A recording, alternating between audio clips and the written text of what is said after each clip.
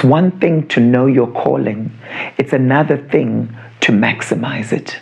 What's happening today is a lot of people are dancing around their callings. They talk about their callings. They pray about their callings.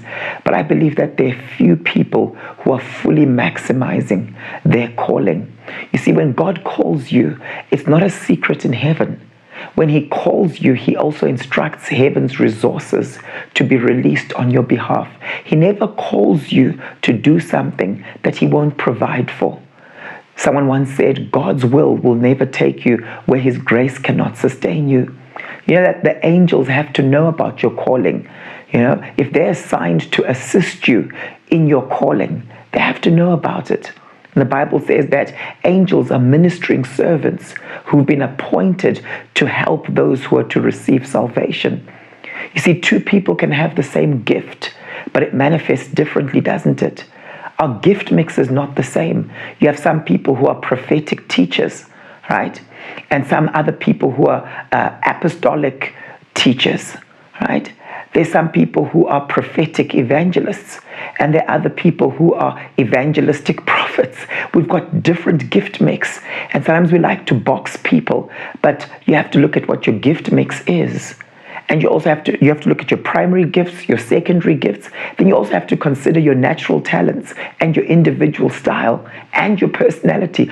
All of these things end up determining how you end up ministering, and we're not the same.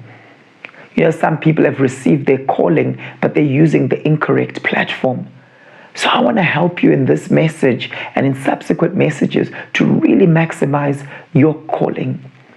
You see, your passion and your life role or your calling need to work together. You can have two people who are passionate about young entrepreneurs. They're both called to young entrepreneurs. But in terms of gifting, one of them is a teacher and the other one is a connector or a weaver. And it's so important that the teacher teaches those people and the weaver or connector connects those young entrepreneurs to funders and to other people who can take them to their next level. And the problem we're facing today is we find that a lot of weavers and connectors have only been exposed to teaching. So then they try to teach the young entrepreneurs, and the young entrepreneurs are not blessed because the person isn't gifted with regards to teaching.